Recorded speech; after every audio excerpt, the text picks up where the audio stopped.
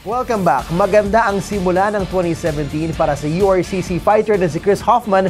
Tagumpay siya sa kanyang recent title defense kontra kay David Douglas sa San Francisco para manatiling 2-division world champion sa URCC. At makakasama natin ngayong araw ang MMA star na si Chris Hofman. Chris, welcome to The Score. Thanks for joining us.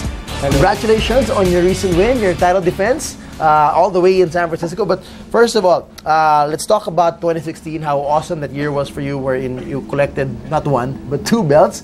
Kwento mo muna sa amin, paano mo naisip na how did you wanna get a belt or get a championship in 2 divisions? I mean, it's very rare that, you know, fighters even dream of that, and you wanted to try that. Why did you think of that? Well, it was just a given path to me. I just had to walk the path. The URCC laid it over. They prepared the old weight divisions, adjusted to the current divisions, the unified rules. Okay. And I just happened to move between 205 and 185 all the time. So since I had the 205 belt, I got offered the 185 belt, which was vacant by the time, and then I fought John Adahar. Okay. I mean, you know, 20 pounds is 20 pounds. It's no joke. I mean, some fighters who are used to fighting at a heavier weight, if they have to cut down, you know, to hit the 185 weight, some really feel weaker. But for you, how were you able to do it? How were you able to pull it off and seem like it was easy for you and not rehydrate too much, as you said, you don't want to get too heavy in the ring? Well, for me, I think the 180 mark, that's actually really my fighting weight. I can fight at 205 and above. I did that before, but that's like my walking weight. I'm not fit. I'm not prepared conditionally. It's just like really that's me. That's not like my fighting body. Right. So it was really a gift that I was able to join the new 185 division and fight for the belt there. How you've progressed as a fighter through the years, Chris? Was it always your goal to be an all-around, capable fighter? Because when people read up about you and they see you in your fights, you're good on your feet. You can strike, with anybody. You're good on the mats. You're confident as well, and you've got good length to defend and to throw those jabs as well. Has it always been a goal for you and your team that talagang I want to be a holistic fighter? I don't want to be just really good in one aspect and then have a weakness in another. Yes, definitely. I mean, I did start with Muay Thai. Okay. But for me, right from the beginning, I mean, it's mixed martial arts. Yeah. I cannot focus just on striking. I cannot focus just on wrestling. Yeah. So step by step, I build it up, my arsenal. And now my trainings, my weekly training is based out that I really train 3 to 4 disciplines per week. Wow, 3 to 4 disciplines per week.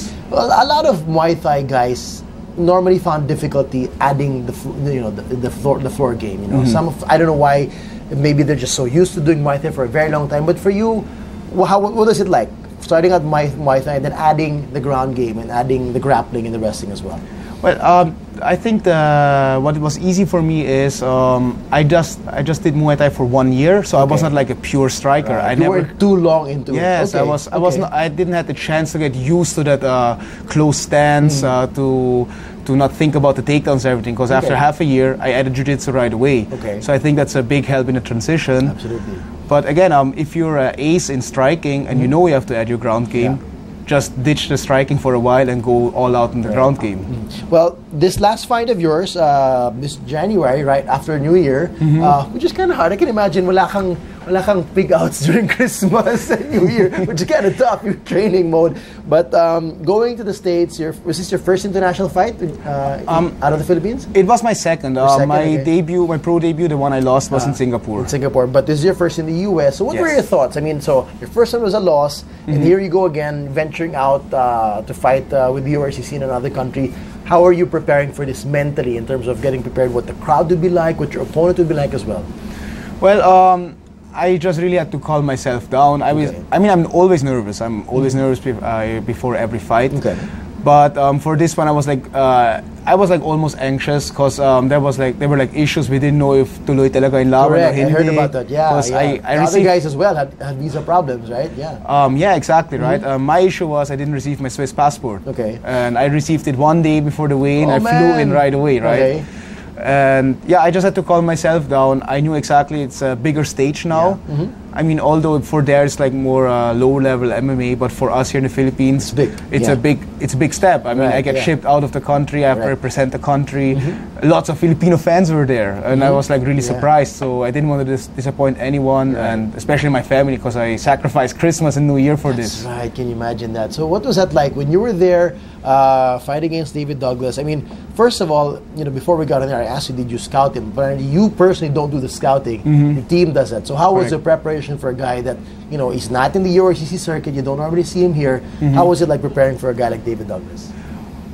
It was tough because, again, I did not watch any videos, so I just had to trust. I always trust my coaches, but I really had to trust them blindly. And then when they told me he's going to come out wild swinging, so you have to prepare for that. So I just had that always in my mind. Okay, as soon as we touch gloves, he will come and hook around me. He will always like hook and hook and hook. And yeah, I just had to get used to it in training. Why do you not want to watch any videos of him? Is this your personal thing that you don't want to do it? I mean, I probably want to see any photo or video of a guy I'm going to be in the ring with who's going to be hitting me and kicking me. Personally, why is it your choice?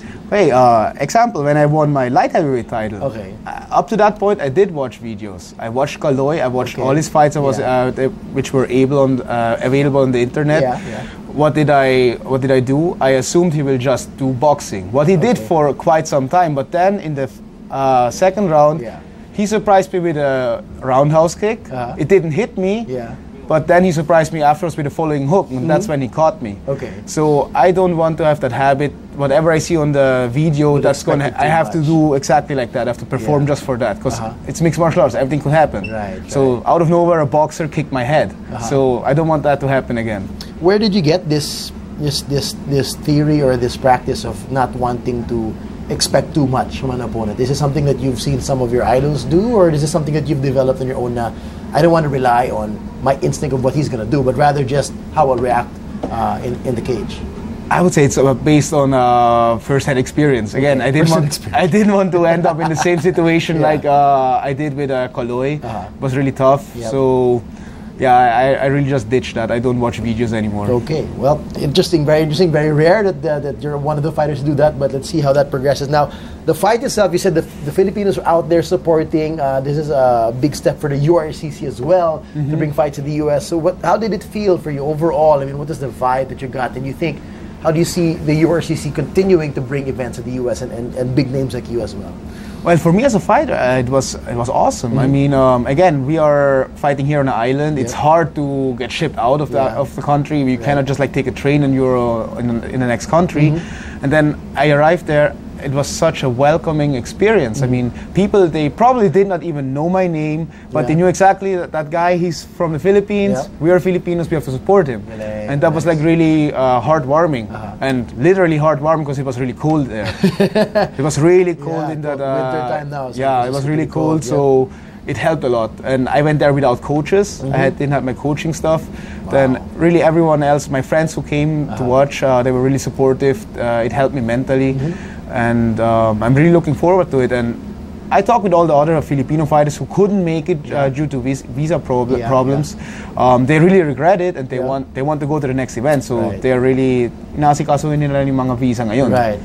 Ayusin nila yan. Well, before we got on air, I was asking you if there's any other fighter who's done this. Apparently, Conor McGregor is the only one who's been a simultaneous champion in two divisions. How do you feel that you're in such rare company that you have two active belts at the same time? I'm honored. I mean, it's something I achieved. I had to work hard for it.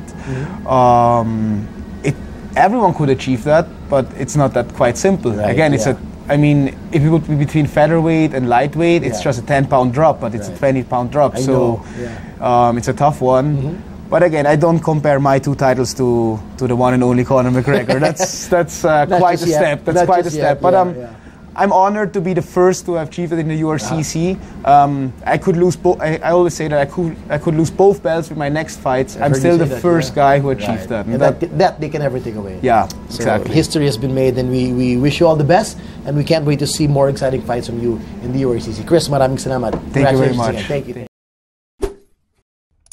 Hi guys, keep watching The Score for the latest sports updates, and don't forget to subscribe to the ABS-CBN Sports in Action YouTube channel.